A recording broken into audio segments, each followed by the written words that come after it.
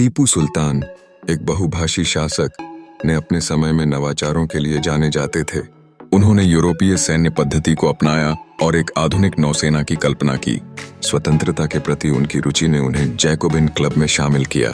टीपू ने जमींदारी को बदलकर रैयतवाड़ी व्यवस्था को लागू किया और युद्ध में रॉकेट के उपयोग का पहला श्रेय पाने वाले बने। टीपू सुल्तान। टीपू को एक साथ कई भाषाओं जैसे अरबी, फारसी, उर्दू एवं कन्नड़ आदि का ज्ञान था। उसने अपने नवीन प्रयोगों के अंतर्गत नई मुद्रा, नई मापतौल की इकाई और नवीन संवत कैलेंडर का प्रचलन किया। टीपू सुल्तान ने अपने सैन्य संगठन को यूरोपीय पद्धति के अनुरूप संगठित किया तथा अपनी प्रशासनिक व्यवस्था में पाश्चात्य तत्वों को भी अपनाया। 1729 में अंग्रेजी नौसेना से मुकाबले के उद्देश्य से टीपू ने एक आधुनिक नौसेना खड़ी करने की कोशिश की।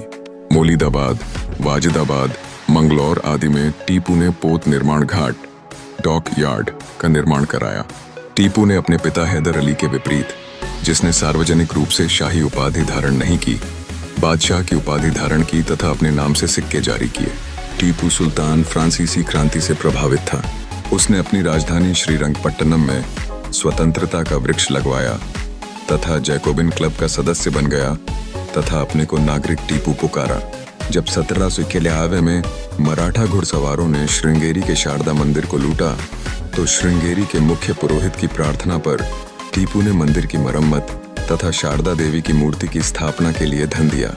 विदेशी व्यापार तथा अपने समकालीन विदेशी राजाओं से मैत्री संबंध बनाए रखने के लिए टीपू ने फ्रांस, तुर्की, ईरान तथा पेगू, बर्मा में अपने व्यापारिक दूत तथा अरब, कुस्तुनतुनिया, काबुल और मॉरिशस में अपने दूत मंडल भेजे तथा आधुनिक रीति पर इन देशों में दूतावासों की स्थापना की।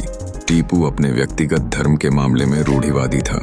टीपू ने जमींदारी व्यवस्था के स्थान पर रैयतवाड़ी व्यवस्था को अपनाया। उसने कर मुक्त भूमि इनाम पर अधिकार कर पॉलीगरों के पैतृक अधिकार को जब्त कर लिया। टीपू को सीधा साधा दैत्य, मॉन्स्टर प्योर एंड सिंपल कहा जाता था। टीपू को उसकी वीरता के कारण शेर मैसूर कहा जाता था। उसका मानना था कि शेर की तरह एक दिन जीना बेहतर है, लेकिन भेड़ की तरह लंबी जिंदगी जीना अच्छा नहीं। टीपू को यह श्रेय दिया जाता है कि वह प्रथम व्यक्ति था जिसने रॉकेट का युद्ध में प्रयोग किया।